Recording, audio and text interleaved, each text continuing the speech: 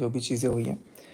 लेकिन यकीन मानिए कहीं न कहीं ये बहुत बड़ी साजिश थी, बहुत बड़ा षड्यंत्र था, बहुत बड़ी स्कैम थी मेरे साथ। बहुत ज़्यादा मेरा लॉस हुआ इन टर्म्स ऑफ एवरीथिंग। बार-बार मुझे बुलाया गया, मेरा इस्तेमाल किया गया पैसों से, हर चीज़ से। और कहीं न कहीं आज जो हुआ है उसके बाद से मेरा मन एकदम मन तो खट्टा हो ही गया था, लेकिन आज एकदम दुश्मनों के साथ जो सलूक होता है वो वाला चीज़ हुआ है। तो मैं ये समझता हूँ कि मेरा जवाब देना पहले तो बहुत ज़रूरी है। इतनी ज़्यादा नज़रें गड़ा कर के रखी गई थी कि कैसे सचिन मनीषा अलग हो जाएं। बहुत सारी चीज़ें हो भी गई थी, अलग होने वाली चीज़ें। मैं अपनी तरफ से चीज़ों को सॉर्ट आउट कर रहा हूँ और बहुत जल्दी सारी चीज़ें सॉर्ट आउट हो भी जाएंगी, क्योंकि कुछ चीज़ें ऐसी हैं जो कि वाकई में मतलब नहीं हुआ, लेकिन मार्केट में ऐसा चल रहा है कि भाई क्या है। लेकिन कुछ चीज़ें वाकई में ऐसी हैं जो अभी तक छुपी हुई थी। मेरा बर्थडे था परसों।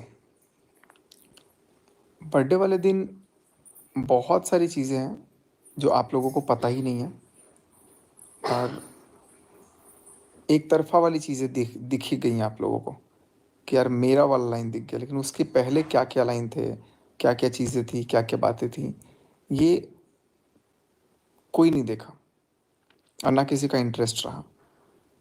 लेकिन मैंने कभी नहीं सोचा था। आपको मैं बता दूँ कि मैं हैदराबाद भी जो गया था, मैं गया नहीं था, मुझे बुलाया गया था। और उसके बाद मैसूर में मुझे मिलना भी था। मैसूर में मिलने का होटल में प्लान था कि मिलना है, चीज़ें डिस्कस करनी है, जो भी है। और उसके बाद अचानक से वो सारा प्लान कैंसल होता है। आज 11 है शायद, 12 है, यानी कि 11 की डेट में मिलना था, बट मैं वो फ़्लाइट की टिकट कैंसिल किया। सब कुछ है मेरे पास और फिर मैं उसके बाद यहाँ आया। मेरे को इतना ज़्यादा मैनिपुलेट किया गया, पता नहीं। अब मेरा सेंसेस काम नहीं कर रहा था, लेकिन आई थिंक अब मेरा सेंसेस काम कर रहा है। मैं एकदम, मेरा दिमाग चल ही नहीं रहा था कि क्या हो रहा है, नहीं हो रहा है। तो मैं सोच रहा हूँ कि आप लोगों को पहले तो मैं शुरू से हर एक चीज़ साफ साफ बताऊँ, लेकिन कहानी इतनी लंबी है कि वो एक दिन में ख़त्म नहीं होगा। जैसे जैसे जो भी चीज़ें होंगी मैं वैसे वैसे आप लोगों के सामने रखूँगा। आज मेरे पास थाने से फ़ोन करवाया गया है। थाने से फ़ोन करा कर के वही धमकी, जैसे मतलब होता है कि कल आना पड़ेगा, जो भी मतलब, जो देखो, जो थाने वाला आदमी था वो भी बहुत शरीफ था। वो ठीक, हमने कभी वकील नहीं देखे हैं और हमारे घर में कोई वकील है नहीं, है ना। तो मेरे ऊपर पुलिस केस किया गया है। और मेरे ऊपर एक चीज़, पहले बहुत लोग मनीषा को लेके वो है कंस्ट्रेंट रखे हुए हैं, तो मैं आपको बता दूं कि मनीषा बिल्कुल भी कहीं नहीं जा रही है, मैं जाने नहीं दूंगा। मैंने गलती करी है, मैंने जो गलती करी है मैं उसको उसके लिए मैंने उससे बहुत माफ़ी मांगी है।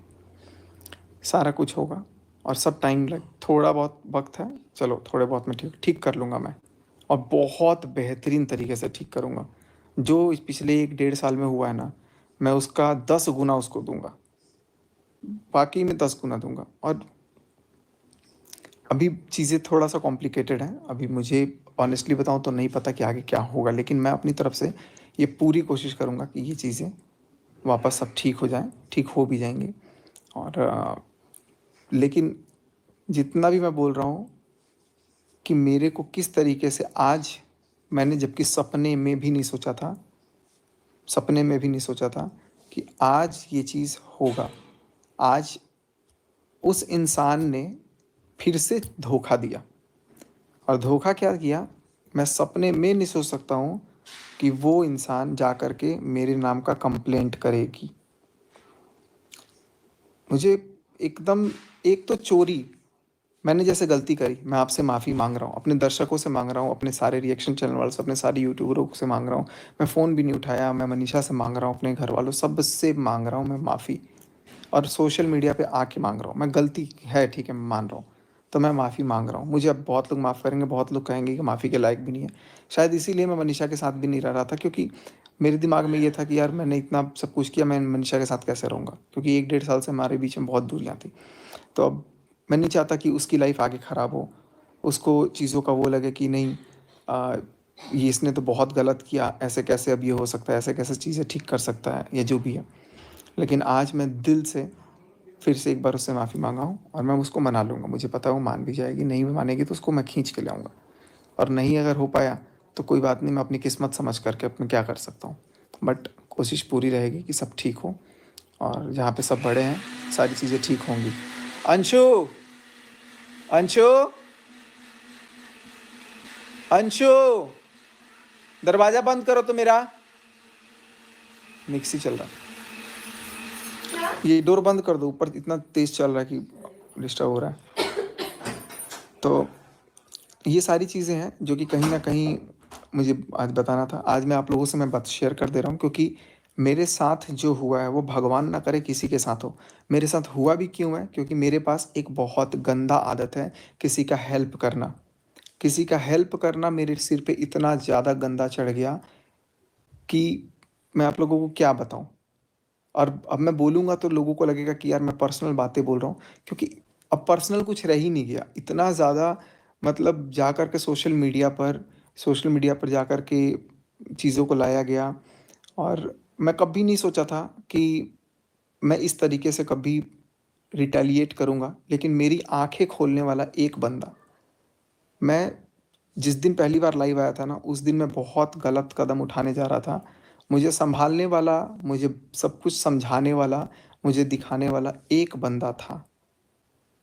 एक बंदा था, मैं उसका नाम लूँ कि नहीं लूँ, लेकिन ले लेता हूँ, मैं ले ही लेता हूँ।